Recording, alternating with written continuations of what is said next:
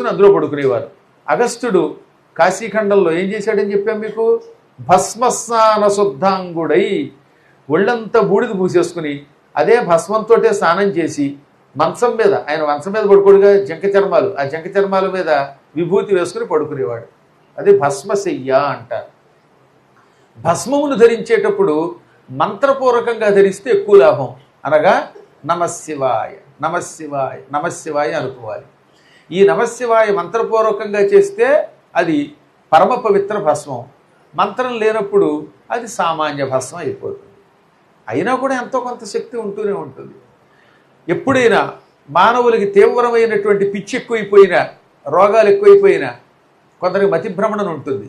ఈ మతిభ్రమణ కొందరికి పుట్టుకతో వస్తుంది, కొందరికి బెడిసి కొట్టడం వల్ల వస్తుంది. బెడిసి కొట్టడం అంటే ఏమిటో కూడా తెలుసుకోవాలి. అనగా నీ శరీరమునకు శక్తి లేనప్పుడు కొన్ని ఉపాసనలు చేయలేవు. గురుకటాక్షం లేకుండా ఉపాసన చేయకూడదు. ఎందుకంటే నీ శరీరం ఎలక్ట్రిక్ వైర్ లాంటిది. వైరు సరైనదైతే అందులోకి వోల్టేజ్ ఎక్కువ వచ్చినా తట్టుకుంటుంది. కొన్ని చోట్ల కరెంట్ హఠాత్తుగా ఎక్కువ వస్తే ఏమవుతుందండి, ట్రాన్స్ఫార్మర్లు కూడా కాలిపోతున్నాయి. ఎందుకు కాలిపోతున్నాయి అంటే ఆ వైరులో ఇంత కరెంటుని తట్టుకునే శక్తి లేదు.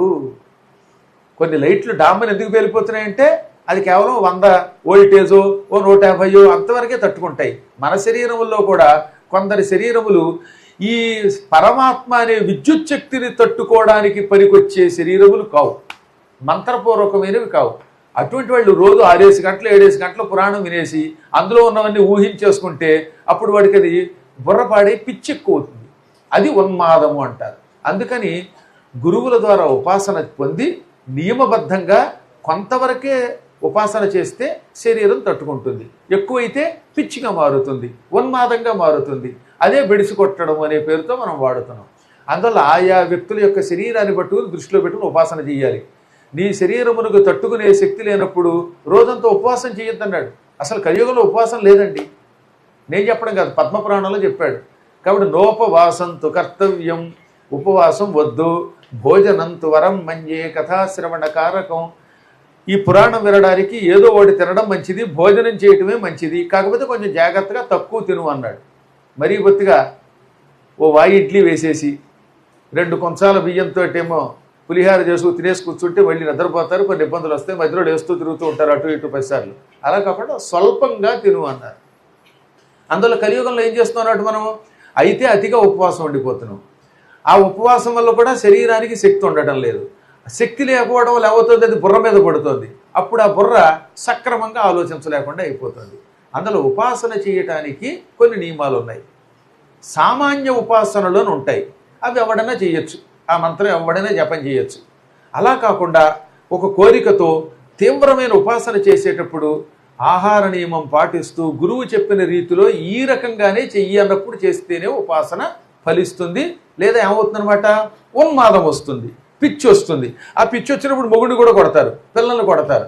దానివల్ల ఉపయోగం ఉంది. లేదా ఇంకో లోకానికి వెళ్ళిపోతారు. ఉపాసన అసలు చెయ్యకపోయినా ఉన్మాదం వస్తుంది, ఉపాసన సక్రమంగా చేయకపోయినా ఉన్మాదం వస్తుంది. అందువల్ల అన్నిటికంటే సుఖమైన ఉపాసన ఏమిటంటే మీది. హాయిగా గురువుగారు చెప్పినప్పుడు మంత్రం అంటున్నారు, ఇంత చెయ్యంటే చేస్తున్నారు, పురాణం వింటున్నారు. అతి లేదు, అనావృష్టి లేదు, అతివృష్టి లేదు, అనావృష్టి లేదు. అలా కాకుండా కొంతమంది సొంత పెత్తనంతో చేసి దెబ్బతిన్నవాడు కూడా ఉన్నారు. అలాంటి వాళ్ళ ఉన్మాదం తగ్గాలంటే ఏం చెయ్యాలి, వాడు ఆ పిచ్చివాడైనప్పుడు ఇంత విభూతి తీసుకోండి. అది కూడా హోమభస్మం, యజ్ఞగుండం నుంచి తీసిన విభూతి తీసుకోండి.